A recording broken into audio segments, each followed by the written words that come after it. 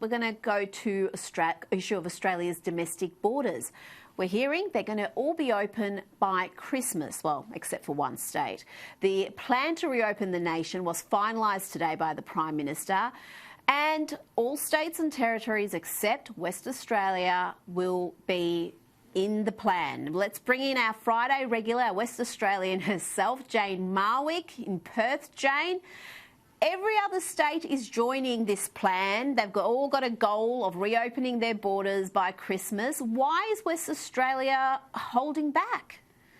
Oh, isn't that the question we would all like answered, Rita? We know now that it's not because of health advice. We know that some of the reasons initially were economic, when our Premier said he didn't want Western Australians going to the Northern Territory and South Australia and spending their tourism and travel dollars there. What I can tell you is we've got an election here in March, and Mark McGowan, although he was born in Newcastle and only came to Western Australia in the 1990s, has worked out that parochialism seems to work pretty well in Western Australia. I think that's what he's hedging his bets on. Although, Rita, I have to tell you that when I heard the news today, I was driving along and I heard the news that state and territory leaders had agreed that borders will be down by Christmas and that most restrictions will be eased. I was jubilant, not realising that Western Australia had decided that absolutely not. I thought, oh, here we are. We're all sort of delighted to hear this news. Don't celebrate early. No, don't. You are not in it.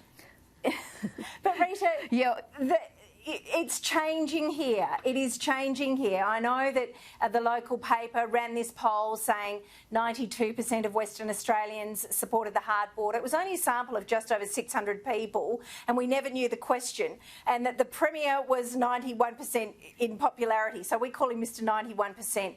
I think that is declining, and you know, Rita, and you know, watching us here, wherever you're watching us tonight on Sky News, that you want to see family and friends at Christmas. Now, this is going to start to become very unpopular, Rita.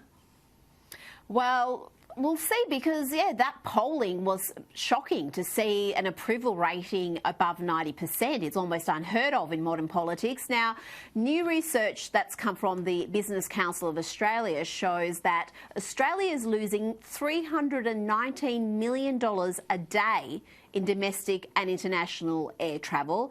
In just 7 months, the loss of international flights have cost the economy $61 billion.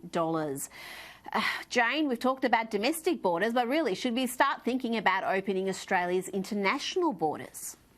Of course we could. I think, correct me if I'm wrong, I think we're the only Western democracy in the world that's not allowed to leave our own country. Yeah. And I have argued for a long time now, although I can see the problem the Prime Minister's got, because we saw bickering between the premiers saying, who should be paying for hotel quarantine and the like, and New South Wales has been doing more than its fair share of heavy lifting. But it's hotel quarantine spaces, right? We know that. It's being able to get people back to Australia and into hotel quarantine. But we've been living with this for over 7 months now, and we need to get smarter at it. My view is, if you want to leave this country, and you are prepared to pay for your own quarantine, and should you contract COVID-19, any health costs associated with it, if you sign a waiver, then why can't you leave? I mean, but for a start, can Western Australians please be allowed to leave our state and return, and can we have our borders down by Christmas, Rita? Oh, I mean, you're right. We are the only free country where our citizens are locked in and no one can come here. And if you're running a competent hotel quarantine program and charging travellers for going into hotel quarantine, it's not costing the taxpayers a single cent. There's no reason why you couldn't reopen the borders and still control the virus. Make sure anybody who comes in infected is in hotel quarantine until they're clear. Now, in Melbourne, we've had dozens of anti-lockdown protesters, I would say hundreds. It was quite a large crowd, take to the streets defying public health orders. And there were some really ugly scenes there, Jane. We saw people having clashes with some of the horses and fighting with police officers.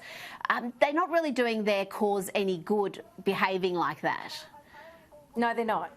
They're absolutely not. it's okay for me in Western Australia to say I wouldn't go and behave like that.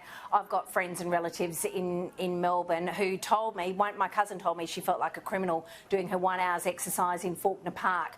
So I understand the mental health issues and the anxiety that people are feeling, but I don't think that you make a very good case for yourself, particularly getting involved in any sort of an attack on a police horse. I do think the police are so heavy-handed, not just in Melbourne, I think they're heavy-handed in Western Australia too.